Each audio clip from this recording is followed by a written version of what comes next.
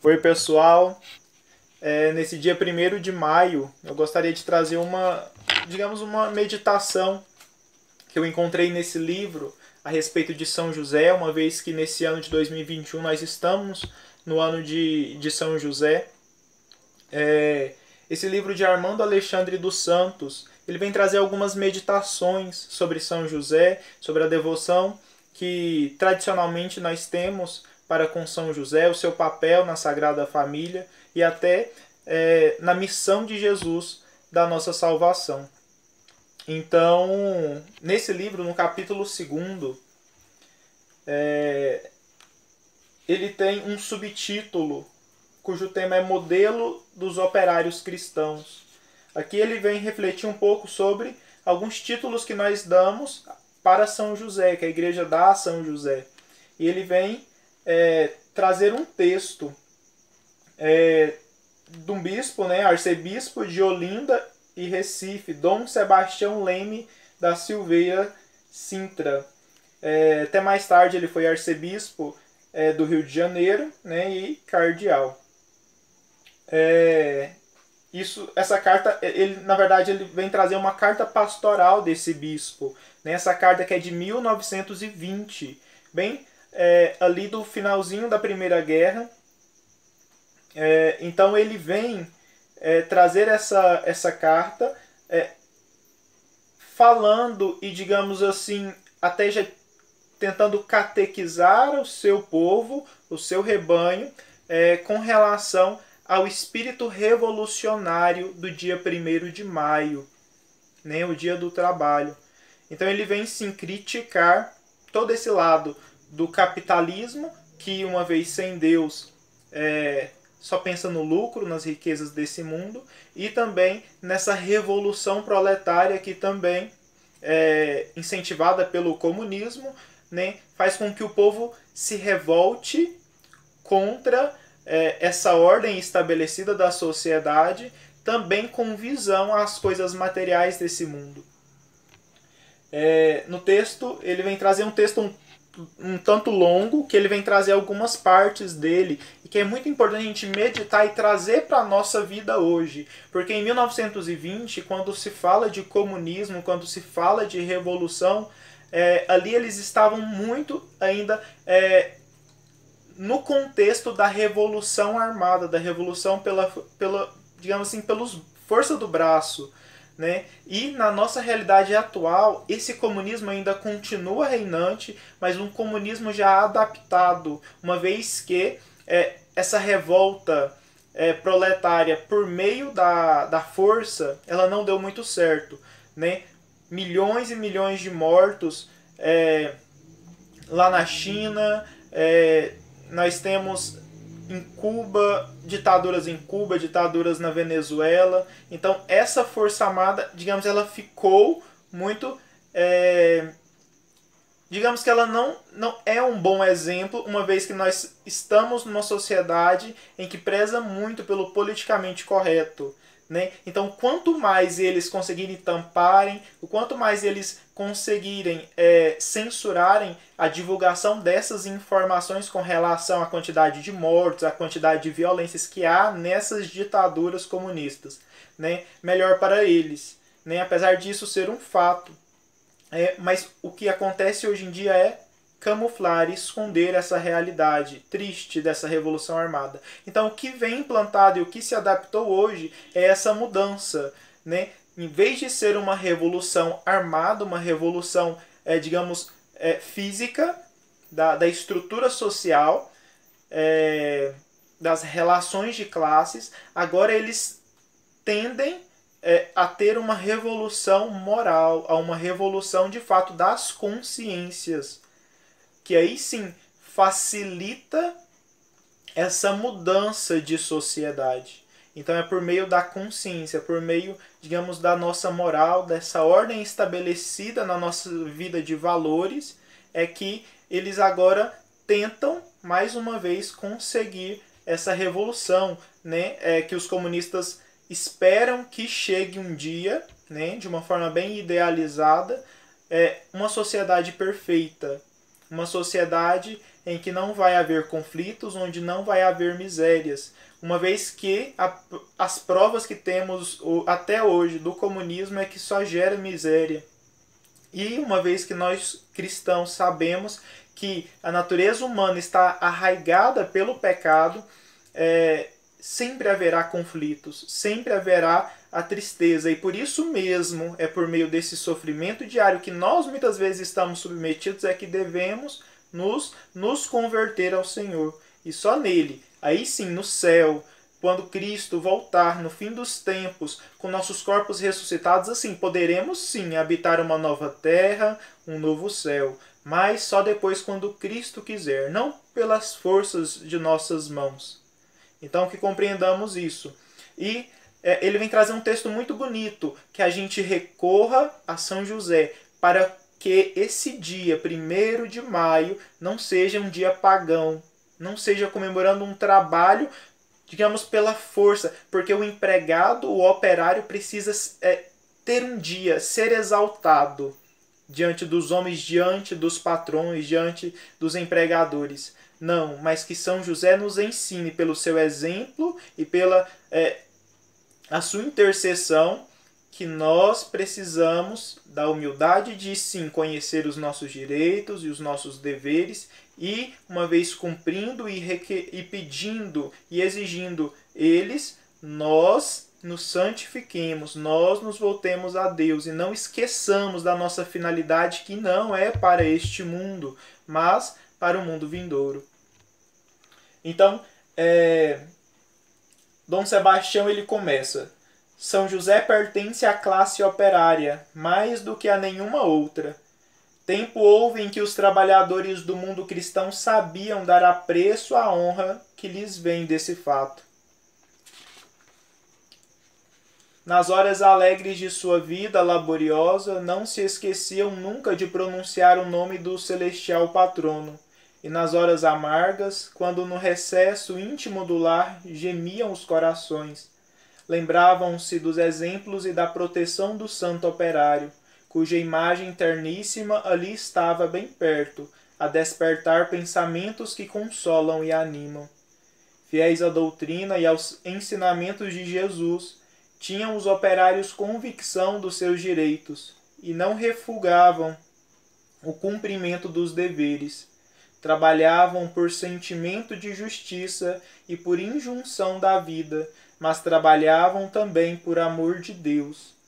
A fé cantava-lhes na alma o hino das esperanças imortais, e assim, sob as trevas da hora presente, podiam saudar as alvoradas de um dia sempiterno, na mansão dos justos, onde não haverá rico nem pobre. Fonte de energias e consolações, mas freio contra revoltas da matéria e do orgulho, impediu o sentimento religioso que nascessem, ou pelo menos que se agravassem, os motivos de conflito social. Havia a natural desigualdade de classes, mas temperada pela justiça e caridade, não fervia o ódio entre elas, nem chegavam as desigualdades aos extremos lamentáveis da época individualista de que vamos saindo. Mestra e mãe, não se limitava a Igreja a falar aos operários da resignação e das promessas da vida futura, sobre intimar às outras classes os ditames da justiça e da caridade, cuidava com empenho de melhorar e elevar as condições do operariado. Para não especificar um sem número de instituições pias de socorro que a caridade católica multiplicara pelo mundo, tínhamos as famosas corporações de ofícios, verdadeiro tipo de associações profissionais em que, defendidos todos os interesses legítimos do operário, procurava-se o seu aperfeiçoamento profissional e moral. Inexistentes ou atenuadas as causas de luta social, tudo se processava em paz, quando filha do espírito paganizante da renascença e da futilidade da enciclopédia, unida ao individualismo da chamada reforma protestante, passou pelo mundo uma onda de naturalismo que, avolumada com a vasa demolidora da Revolução Francesa, invadiu a humana sociedade. Aí aqui ele começa a mostrar essa degradação espiritual que aconteceu na sociedade. E ele continua: negado e esquecido o sobrenatural, ficou o homem entregue à fragilidade da nossa pobre natureza. Arderam as paixões, lavrou a ambição, impeliu a ânsia do gozo, empolgou o horror ao sofrimento.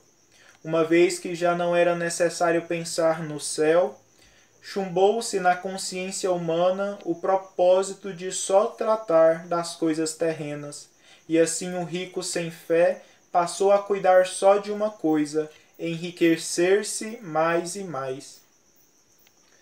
E o pobre, a Revolução Francesa acabara com as corporações de ofícios, o proletário ficara insulado a ver surgirem e multiplicarem-se as chaminés das fábricas, entre cujas paredes enfumaradas se lhes encarcerava a existência. Ficou insulado e triste a pensar assim: os livros, os jornais e os grandes da terra disseram-me que não existe o céu.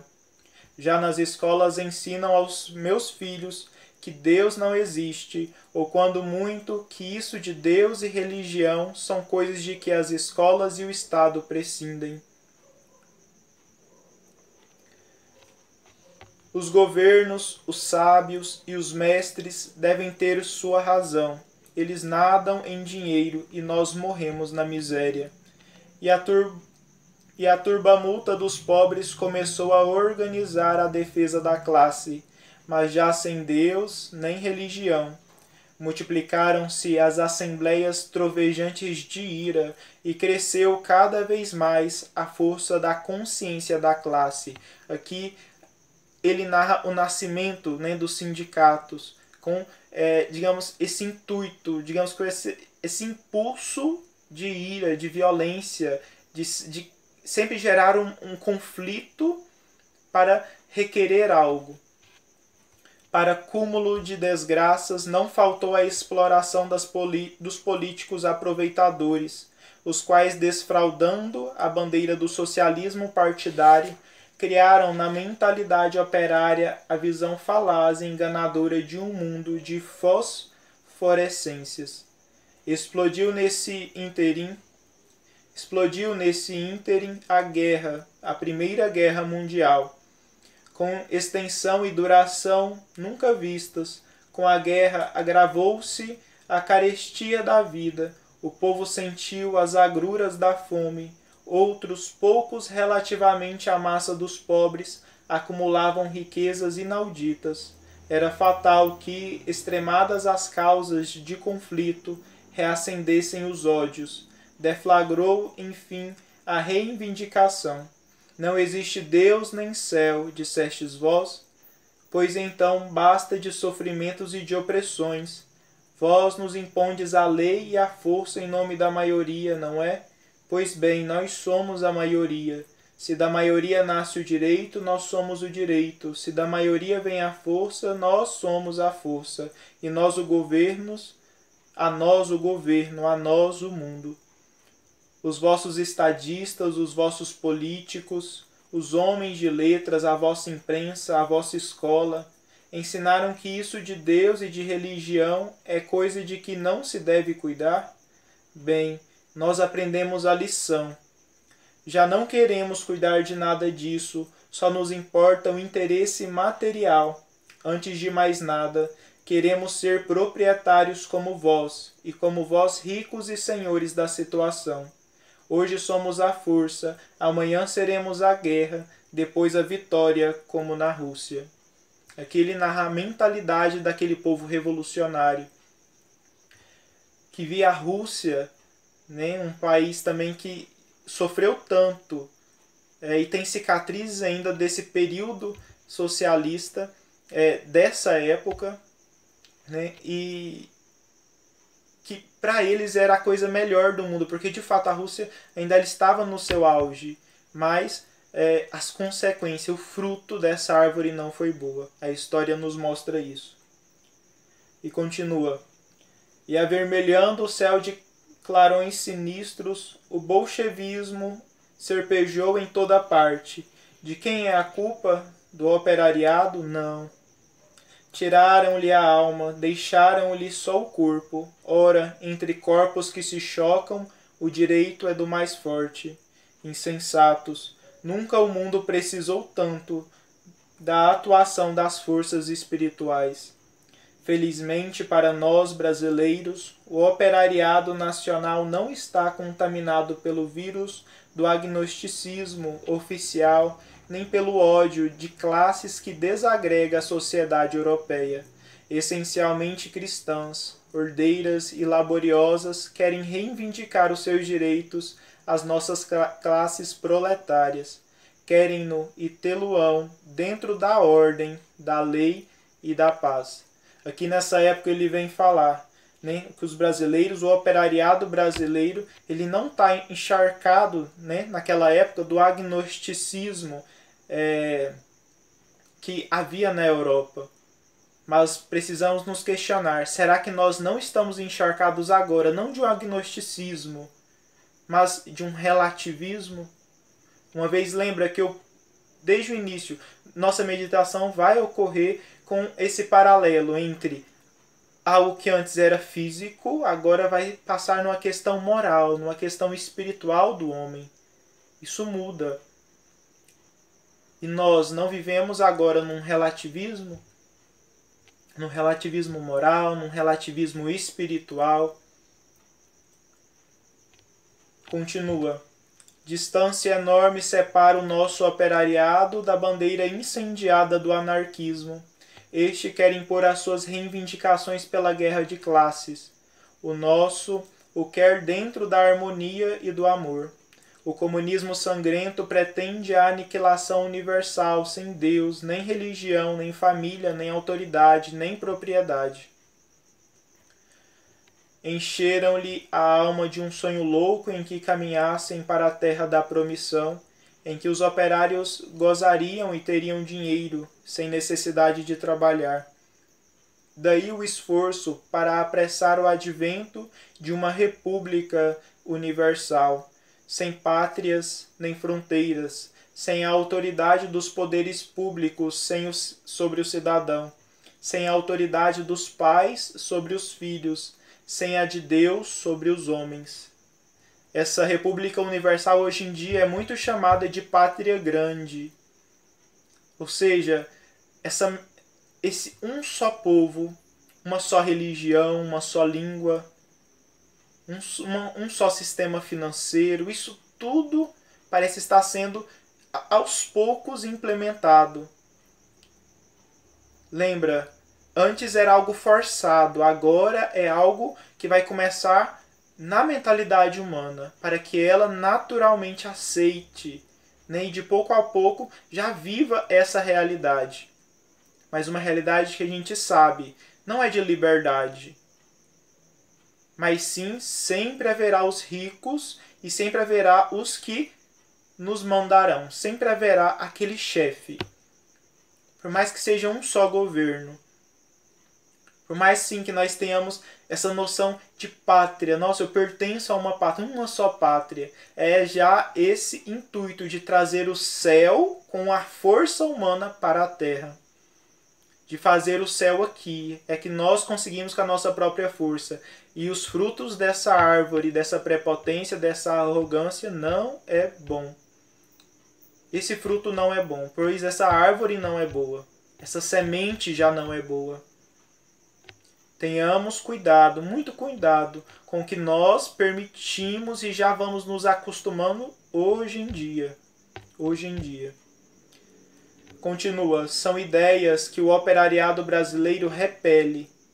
Será?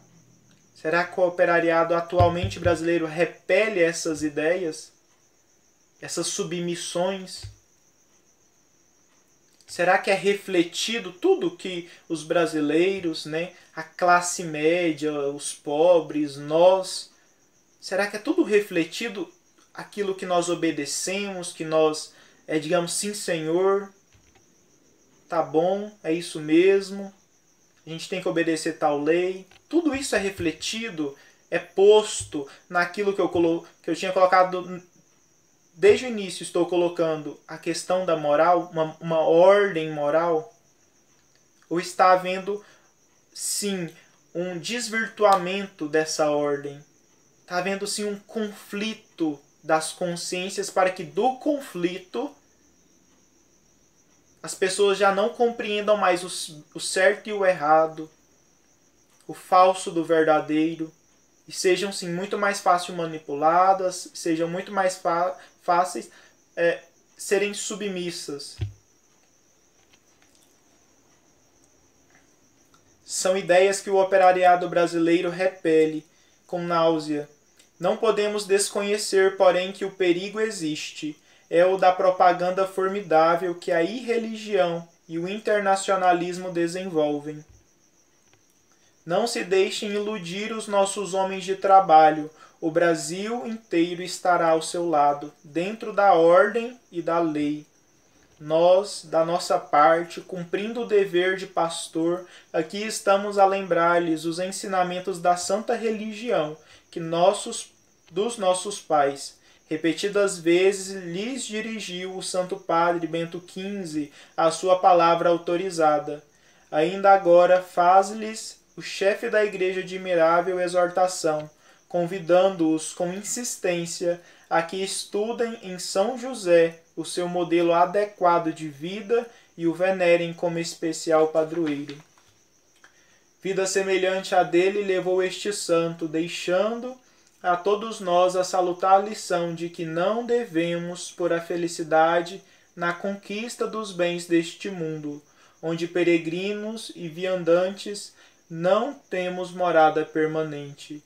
Levantem-se os olhos da alma para os horizontes amplíssimos que se rasgam para além. Quando desprendida do corpo que vivificara, a alma entra na vida que não passa, a eternidade. Então, como São José, e pela sua intercessão, elevemos nossos olhares ao céu.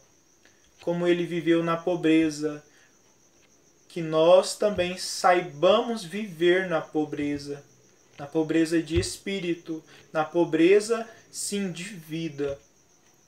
Que nós elevemos um louvor e agradecimento a Deus pelo que Ele permitiu na nossa vida e que pelo nosso esforço nós conseguimos, de forma justa. Vistas ao clarão dos raios projetados do céu, já as riquezas e a ambição não empedernecem a alma dos ricos, nem ofuscam de miragens a imaginação dos pobres. Menos dispersas e mais leves se tornam assim as desigualdades sociais, as chagas que os trabalhos e as penas da vida abrem no coração humano, guarnece-as a esperança dos bens do céu, cujo caminho único é o da obediência à vontade divina, que a todos faz viver com sobriedade e justiça. Olha, a vontade divina, a nossa obediência à vontade divina faz-nos viver com sobriedade e justiça. Qual é a vontade de Deus? Qual é a vontade de Deus da qual a própria lei, a lei estatal, a lei positiva, feita pelos homens, precisa estar submetida, senão a lei de Deus, os 10 mandamentos, a sua igreja, os mandamentos da igreja. Nós precisamos sim dessa obediência a Deus. E com a obediência à vontade divina, nós tenhamos sim essa sobriedade e essa justiça. Duas palavras que nos remetem. Sobriedade, esse ato que nos remete à virtude da temperança. E virtude pela qual é esforço e que nos chama à penitência. A penitência, o sacramento da penitência, a confissão, e a penitência corporal, o nosso esforço diário de ascese para vencer os vícios, as concupiscências carnais. Nosso esforço diante da graça de Deus para conseguirmos nos vencer o homem velho em nós, para assim o homem novo, Cristo, viver em nós. E que nós também, pela justiça, nos lembremos que tem o dom do Espírito Santo para nos auxiliar. E esse dom precisa ser pedido. O dom do temor de Deus. A justiça. Dar a Deus o que é de Deus. Dar a Deus o que é de Deus. E no fim, quando tivermos feito tudo o que devíamos fazer, dizer: Senhor, não fiz mais do que a minha obrigação. Ser grato por Deus. Eis o dom maravilhoso que Deus nos dá de reconhecê-lo como Ele é, Deus, nosso Senhor. E diante disso viver a nossa vida, viver o nosso trabalho, sabendo que Ele é Senhor da nossa vida e pondo Ele como Senhor da nossa vida. Sobriedade e justiça, temperança e o dom do temor de Deus, penitência e oração, pedir o dom e se esforçar para ganhar a virtude. Pedidos que Nossa Senhora, desde das aparições em Fátima, vem pedindo. Desde muito antes, todas as aparições de Nossa Senhora, ela sempre pede oração e penitência, oração e penitência. Rezem o terço, se sacrifiquem. Oração e penitência. Sobriedade, justiça, temperança, temor de Deus. Oração, penitência, oração e penitência. O céu nos pede, nos envia a mensagem que nós possamos acolher. A realidade mesma nos diz isso. Aqui nós vemos, precisamos sim de sobriedade e de justiça para agirmos. Não é só pela revolta para a revolução.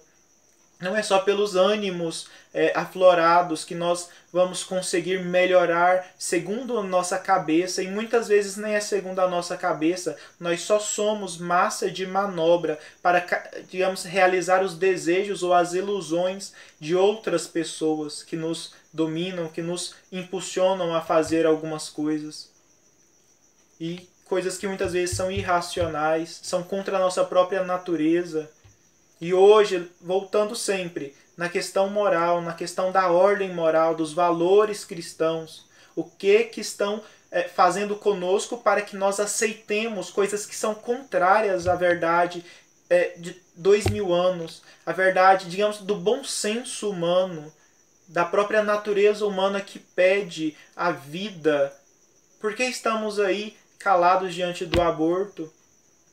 Que nos pede a liberdade, tanta censura, quando querem simplesmente falar a verdade, falar o que vem e o que projetam pelos seus raciocínios, mas essa força maior não aceita quando a crítica vem a eles. Tanta censura. Por que nós ficamos calados? Por que nós achamos que está tudo certo? Por que não paramos e pensamos? Então precisamos questionar essa questão moral. Precisamos sim dessa justiça de Deus diante dos nossos olhos. Precisamos sim dessa sobriedade para não nos exaltar demais e esquecer do essencial, a vontade de Deus. Com tais pensamentos, e o Santo Pontífice Bento XV lembra as palavras de Leão XIII. Devem levantar os ânimos e conservar sentimentos retos os pobres e todos os que sustentam a vida com o trabalho de suas mãos. É lícito, é nobre que procurem sair de suas condições de pobreza e venham a conseguir melhoria de sorte neste mundo. Tudo, porém, sem lesão da justiça. Aqui eu entro. Ali era uma pobreza material. Hoje em dia é uma pobreza moral. As pessoas têm sim o seu básico. Naquela época, sim, eles lutavam para suas necessidades básicas materiais. Hoje em dia, claro que há isso, mas a luta é pelas minorias ideológicas, os grupos, né? Separam, dividem a sociedade em categorias, em grupelhos, né? É de raça, é de opção sexual, é de religião e etc. E tudo isso digamos, tem uma necessidade de defender, né? E uma defesa que não integra, mas uma defesa que exalta esses grupos, como se fossem pequenos reinados. Mas não, a sociedade é uma só. E se nós queremos sim essa igualdade, esse crescimento, naquela época de dinheiro, de condição social, hoje em dia de respeito, nem por mais que tenham suas opções, suas ideologias diferentes das nossas cristãs ou de qualquer outra, né, que seja a deles, mas para que tenham respeito, para que sejam integrados na sociedade, né, para que participem sim da democracia, que não fira, que não tenha lesão essa justiça. Que haja o respeito, respeito à vida, respeito à liberdade, respeito à boa fama, respeito ao direito da nossa tradição. Porque hoje, para exaltar esses grupos ou essas ideologias, eles querem destruir o passado, querem destruir a nossa condição de servos de Cristo, de cristãos. Por isso o cristianismo está sendo tão perseguido no mundo. Os cristãos estão sendo, digamos, sofrem hoje em dia de um martírio que pode se dizer e se comparar até aos martírios dos primeiros séculos da igreja. Estamos sendo perseguidos, mas uma perseguição em que até os cristãos estão calados, não veem, estão cegos. Por quê?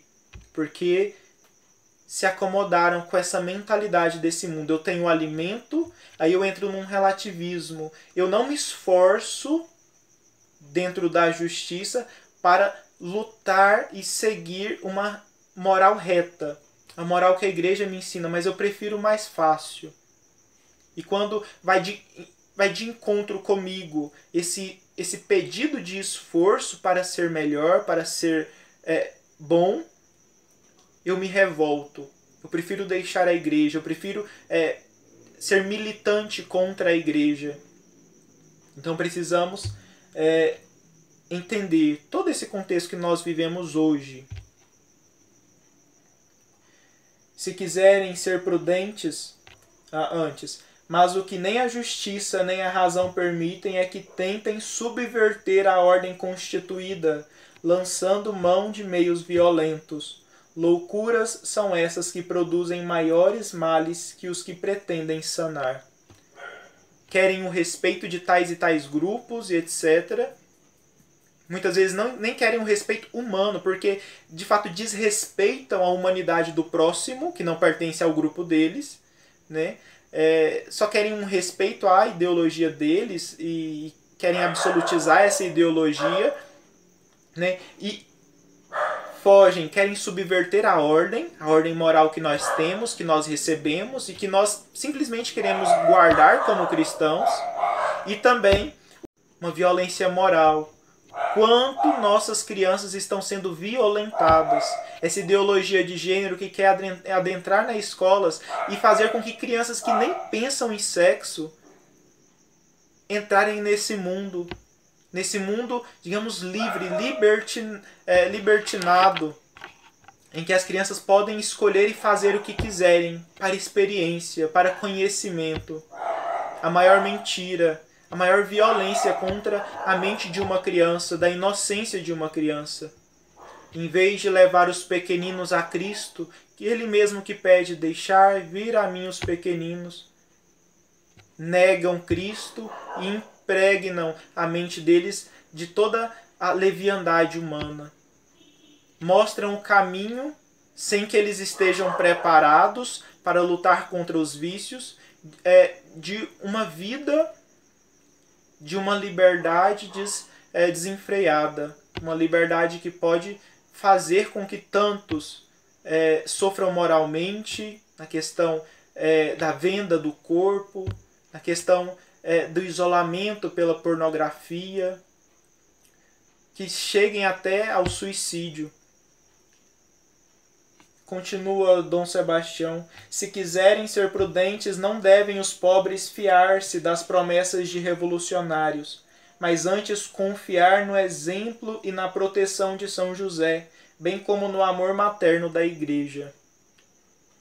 Sim, sob a proteção da Igreja, sob a doutrina de 2000 anos, nós, pelo patrocínio de São José, possamos verdadeiramente ser pobres, pobres que trabalham, que lutam para o reino dos céus.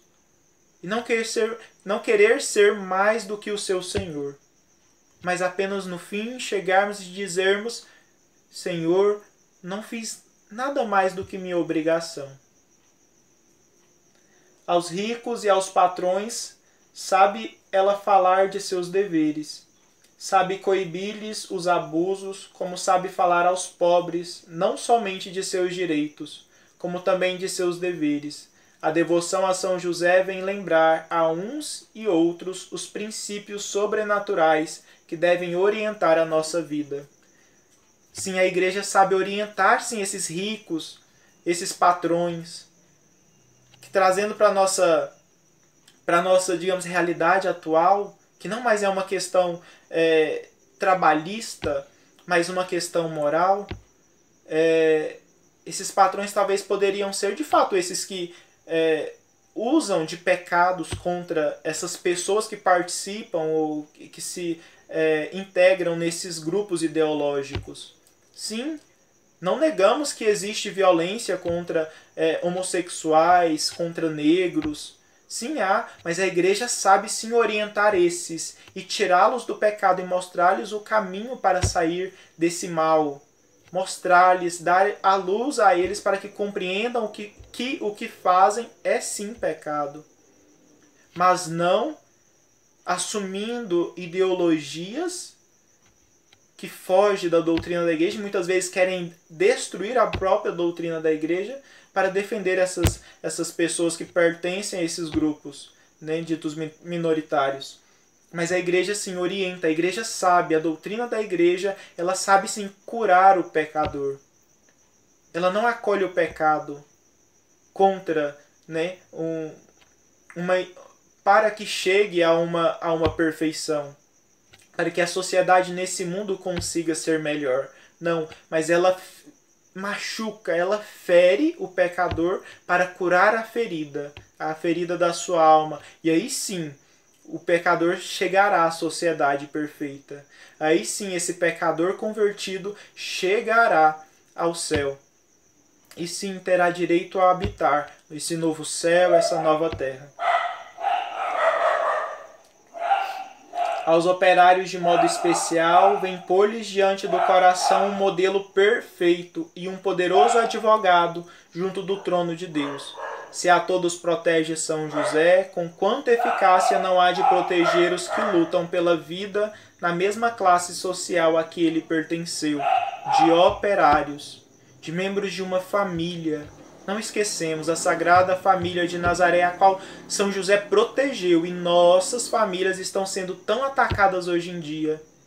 A estrutura, né, que usam do termo patriarcado de um modo pejorativo e generalizam isso para todas as famílias, em vez de tomar a Sagrada Família de Nazaré como exemplo. E sim, a Igreja desde 2000 anos ensinando e educando as famílias para serem santas, como a Sagrada Família de Nazaré, né?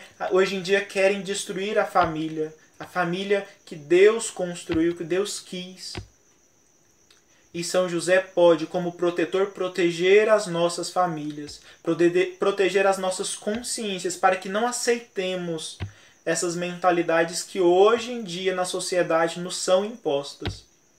Que São José possa, sim, rogar por nós, nos proteger de todos os males físicos, da pobreza física, mas também da pobreza espiritual, da pobreza moral. Que nós tenhamos sim essa retidão para, olhando nesse horizonte grande que é a vida espiritual, nós possamos alcançar Deus pela nossa humildade, pela nossa sobriedade e pela busca da justiça. Que o Espírito Santo nos conduza nessa caminhada e São José interceda a Deus por nós. Debaixo de vossa proteção nos refugiamos, Santa Mãe de Deus. Não desprezeis as nossas súplicas em nossas necessidades, mas livrai-nos sempre de todos os perigos, ó Virgem gloriosa e bendita. Até mais.